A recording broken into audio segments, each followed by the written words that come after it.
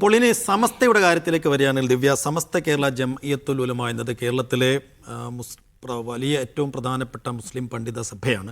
അവരെ സംബന്ധിച്ചിടത്തോളം ഒരു വിശേഷാൽ ഘട്ടമാണ് 100-ാം വാർഷിക സംഘടന. എപ്പോഴും സമസ്ത ഒരു ഹോട്ട് ടോപ്പിക്കും കൂടിയാണ്. സമസ്തയ്ക്കുള്ളിലെ പ്രശ്നങ്ങൾ, CPM അനുകൂല വിഭാഗം, ലീഗിനെ അനുകൂലിച്ചുള്ള വിഭാഗം തമ്മിലുള്ള തർക്കങ്ങളും പ്രശ്നങ്ങളും ഒക്കെ എപ്പോഴും വാർത്തയാവുന്നതുമാണ്. അതിനൊപ്പം തന്നെ ആ സംഘടന നിലവിൽ വന്നിട്ട് 100 വർഷം തികയും, 100 വർഷം. നൂറ്റാണ്ട്. ഇന്നലെ കാസർഗോഡ് കുണിയിലായിരുന്നു മഹാസമ്മേളനത്തിന് തുടക്കമായത്. അപ്പോൾ പക്ഷെ ആ വേദി ഉണ്ടല്ലോ, ഒരു ഐക്യ സന്ദേശം വിളിച്ചോതുന്ന ഒരു വേദി കൂടിയായിരുന്നു. സംഘടനക്കകത്ത് ഉണ്ടായിരുന്നു. ഇപ്പോൾ മുക്കം ഉമർ ഫൈസി മുക്കവും ഒക്കെ ബന്ധപ്പെട്ടപ്പോൾ അതൊക്കെ ഇന്നലെ സമ്മേളനത്തോടു കൂടി തീർക്കാൻ കഴിഞ്ഞോ എന്നൊരു തോന്നൽ അതിലെ ചില ആളുകൾ ഉമർ ഫൈസി, സാദിഖ് അലി ശിഹാബ് തങ്ങൾ എന്നിവരുടെ പ്രസംഗം കേട്ടപ്പോൾ തോന്നി.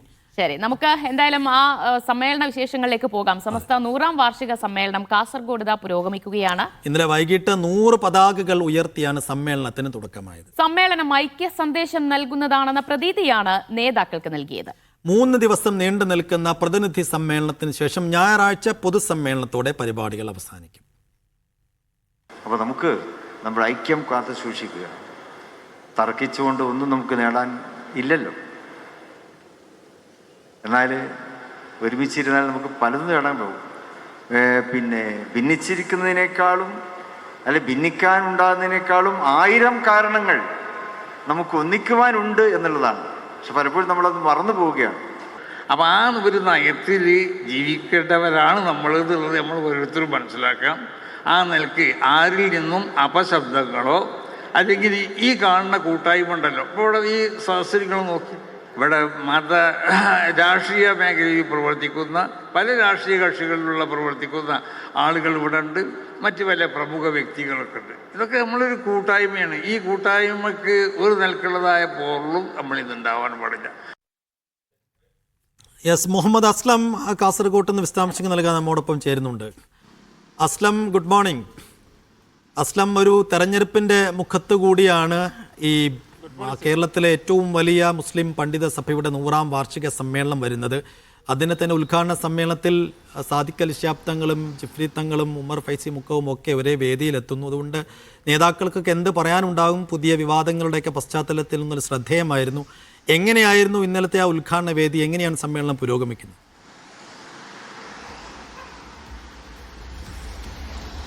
സമസ്തയുടെ 100-ാം വാർഷിക സമ്മേളനങ്ങൾക്ക് ഒരു പ്രൗഢോജ്വലമായ തുടക്കം തന്നെ ഇന്നലെ കാസർഗോഡ് കുണിയിൽ ഉണ്ടായി. ഇന്നലെ ആദ്യ ദിവസം പിന്നെ ഉണ്ടായിരുന്ന ഒന്ന് പതാക ഉയർത്തലാണ്. 100 പതാകകൾ ഒരുമിച്ച് ഉയർത്തിയാണ്, ജിഫ്രി തങ്ങളുടെ നേതൃത്വത്തിൽ ഒരുമിച്ച് ഉയർത്തിയാണ് സമ്മേളനത്തിന്റെ തുടക്കമായത്. ഉദ്ഘാടന സമ്മേളനം സാദിഖ് അലി ശിഹാബ് തങ്ങൾ ഉദ്ഘാടനം ചെയ്താണ്. വലിയൊരു നമുക്കറിയാം സംസ്ഥയുടെ മുഴുവൻ മുഷാവറാംഗങ്ങളിലും അതോടൊപ്പം തന്നെ സംസ്ഥയുമായി ബന്ധപ്പെട്ട മറ്റു പണ്ഡിതന്മാരെ, രാഷ്ട്രീയ സാമൂഹ്യ രംഗത്തെ പ്രമുഖരെല്ലാം നിറഞ്ഞ വേദി. അതോടൊപ്പം തന്നെ പ്രതിനിധികൾ, വിവിധ രാജ്യങ്ങളിൽ നിന്നെത്തിയ സംസ്ഥയുടെ പ്രതിനിധികൾ, എല്ലാ ജില്ലകളിൽ നിന്നെത്തിയ സംസ്ഥയുടെ പ്രതിനിധികളെല്ലാം ചേർന്ന ഒരു പ്രതിനിധി സമ്മേളനത്തിന്റെ തുടക്കമായിട്ടാണ് ഈ ഉദ്ഘാടന സമ്മേളനം നടത്തിയത്. ഇത് ഏറ്റവും പ്രധാനപ്പെട്ട ഒരു പശ്ചാത്തലം എന്ന് പറയുന്നത് സമസ്ത 100 വർഷം തികയുന്നു എന്നുള്ളൊരു വലിയ പ്രസ്ഥാനത്തിന്റെ 100 വാർഷികം തികയുന്നു എന്നുള്ളൊരു പ്രധാനപ്പെട്ട ഒരു ഘടകമുണ്ട്. അതോടൊപ്പം തന്നെ സംസ്ഥയുമായി ബന്ധപ്പെട്ട് ഈ അടുത്തിടെ ലീഗ് വിരുദ്ധ വിഭാഗങ്ങൾ തമ്മിലുള്ള തർക്കങ്ങളും അതുസംബന്ധിച്ചുള്ള പ്രസ്താവനകളും മറ്റുമൊക്കെ പാണക്കാട് കുടുംബവുമായിട്ടുള്ള അഭിപ്രായ വ്യത്യാസങ്ങൾ ചില നേതാക്കൾ പറയുന്നതൊക്കെ സംബന്ധിച്ച് അങ്ങനെ വലിയൊരു അത്തരമൊരു അഭിപ്രായ തർക്കങ്ങളുടെയും മറ്റു പശ്ചാത്തലത്തിൽ കൂടിയാണ് ഈ ഒരു സമ്മേളനം ചേരുന്നത്. സ്വാഭാവികമായിട്ടും എന്തായിരിക്കും നേതാക്കളുടെ വാക്കുകൾ ഉണ്ടാകുക എന്നായിരുന്നു മാധ്യമപ്രവർത്തകരെല്ലാം ശ്രദ്ധിച്ചത്. അതിൽ ഒരു കാര്യം ഉണ്ടായതെന്ന് പറയുന്നത് ഇത്തരം അഭിപ്രായ വ്യത്യാസങ്ങൾ മാറ്റിവെച്ചുകൊണ്ട് മുന്നോട്ട് പോകണമെന്നുള്ളൊരു ആഹ്വാനം നേതാക്കൾ നൽകി എന്നുള്ളതാണ് ഏറ്റവും പ്രധാനപ്പെട്ട കാര്യം. എന്ന് പറഞ്ഞാൽ സാദിഖ് അലി തങ്ങളെ കഴിഞ്ഞ ദിവസവും വിമർശിച്ചതിന് ശാസ്ത്രം നേടിയിടുന്ന ഉമർ ഫൈസി മുക്കം തന്നെ അത് സമ്മേളന വേദിയിൽ തന്നെ സാദിഖ് അലി ശിഹാബ് തങ്ങൾ ഉണ്ടായിരിക്കുന്ന ആ വേദിയിൽ തന്നെ തിരുത്തി എന്നുള്ളതാണ്. സാദിഖ് അലി അദ്ദേഹമായിരുന്നു, ഉമർ ഫൈസി മുക്കമാണ് സമ്മേളനത്തിന്റെ സ്വാഗത പ്രസംഗം നടത്തേണ്ടിയിരുന്നത്. സാദിഖ് അലി ശിഹാബ് തങ്ങൾ സ്വാഭാവികം അദ്ദേഹം സ്വാഗതം ചെയ്യുമ്പോൾ ഘട്ടത്തിൽ തന്നെ അദ്ദേഹം പറഞ്ഞു, ഞാനും സാദിഖ് തങ്ങളോ അല്ലെങ്കിൽ പാണക്കാട് കുടുംബവുമായിട്ടൊക്കെ വിരോധമുണ്ടെന്ന രീതിയിൽ പ്രചരണങ്ങൾ നടക്കുന്നു, അങ്ങനെയൊന്നുമില്ല എന്ന് പറഞ്ഞ് അദ്ദേഹം പാണക്കാട് കുടുംബവുമായിട്ട് തൻ്റെ ബന്ധവും പാണക്കാട് കുടുംബം ഒരു തണലാണെന്നൊക്കെ പറഞ്ഞുകൊണ്ട് അദ്ദേഹം വളരെ വ്യക്തമായി തന്നെ ആ ഒരു തൻ്റെ ഇതുവരെയുള്ള നിലപാട് തിരുത്തുന്നത് കണ്ടു. മാത്രമല്ല സഖാവ് ഒരുപക്ഷെ CPM അനുഭാവികളിൽ പ്രധാനം അല്ലെങ്കിൽ CPM പിന്നെ അനുകൂല ചേരിയുടെ പ്രധാനി എന്നാണ് ഉമർ ഫൈസി മുക്ക അറിയുന്നതുകൊണ്ട് സഖാവ് ഉമർ ഫൈസി മുക്ക എന്ന് പൊതുവെ അദ്ദേഹത്തെ പല രീതിയിലും സാമൂഹ്യ മാധ്യമങ്ങളിൽ പലരും പരാമർശിക്കാറുണ്ട്, എതിർഭാഗം പരാമർശിക്കുന്നുണ്ട്.